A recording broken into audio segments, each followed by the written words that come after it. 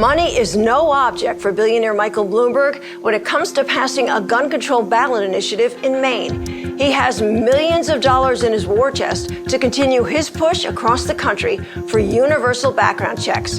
He claims it's all about making communities safer. But the sheriff and gun owners I talked to told me Bloomberg's only kidding himself. They know what he's up to, trying to deny them their firearm freedoms. But they're determined to stand up to Bloomberg's billions and defeat Question 3 in November. Take a look. This is a battle against all of us. The wolf may be on our doorstep this year, but next year it can be on your doorstep. It's a death by 1,000 cuts. It's time for people to wake up and recognize that we're under assault. Our basic rights are under assault by limousine liberals.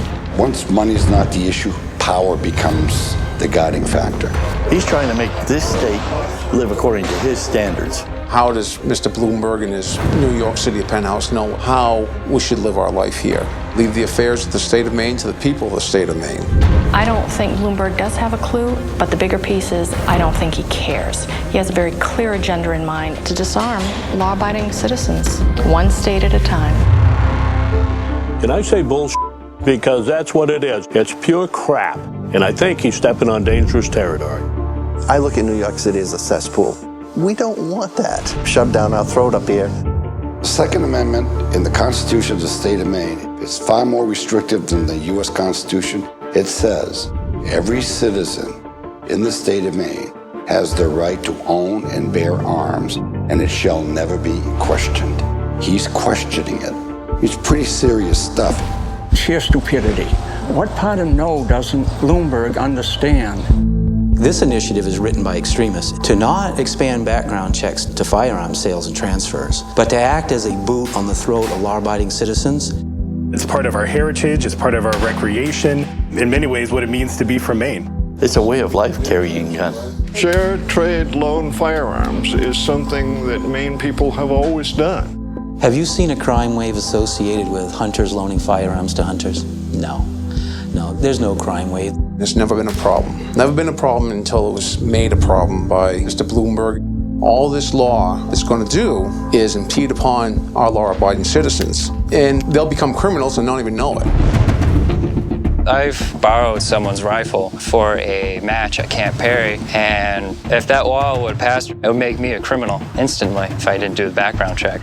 I would have had to gone through an FFL dealer, do a background check on me, and then as soon as I was done using that rifle, I would have to go to the same dealer, do another background check on the original owner that I borrowed it from.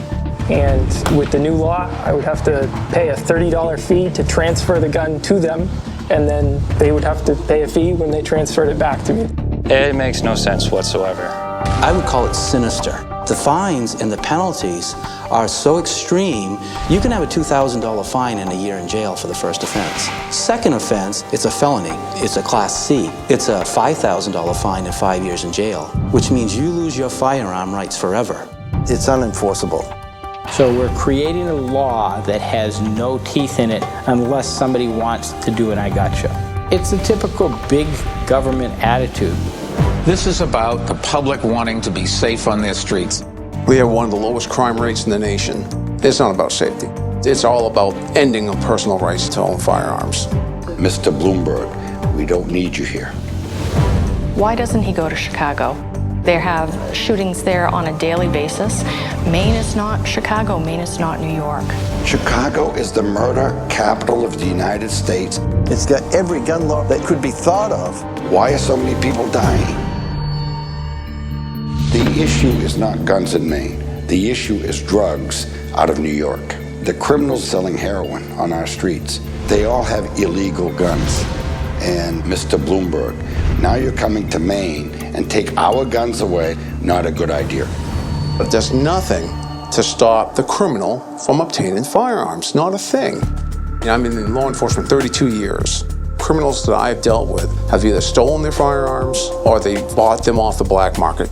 It doesn't work, and to be honest with you, in my years of law enforcement, I've had several cases where the gun charge was dropped, and he went about his dealing business afterwards. So we've got laws on the books. Damn it, let's enforce the laws that we got. I believe that this referendum is all about getting a federal registry in place. And then the next step after that is they know where you are, they know where your guns are, and when a situation comes up that they can use the power of the law, you could lose those rights. To me, it's a big money game. It's not grassroots at all. This is a big, big organization with a lot of money to spend. Clearly, it's buying votes. They were paying people to go out and get signatures from residents of the state here. He's coming in through our back door, circumventing the legislative procedure, circumventing their government, and circumventing the people, what I call is like a damn snake in the grass. The message to the voters out there is this isn't about background checks. This is about a man on a political crusade. Don't wake up the morning after Election Day and realize that Michael Bloomberg just bought a piece of your freedom with question 3.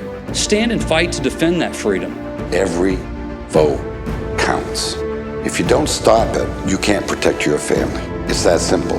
So the key is to educate your neighbors, put those signs on your lawn that say vote no on 3, and then go out and vote. Leave our guns alone. I liken it to boiling the frog. You turn the heat up slowly. The frog gets warm, but doesn't know that he's slowly dying. And that's what I see these laws doing. This erosion of our Second Amendment rights to the point where we don't have any rights. And that right has been guaranteed us by the forefathers. We don't need a billionaire from New York. We need to stand up to these people and say enough is enough, and we're going to keep our life the way that it's always been. The Maine way is the way to go.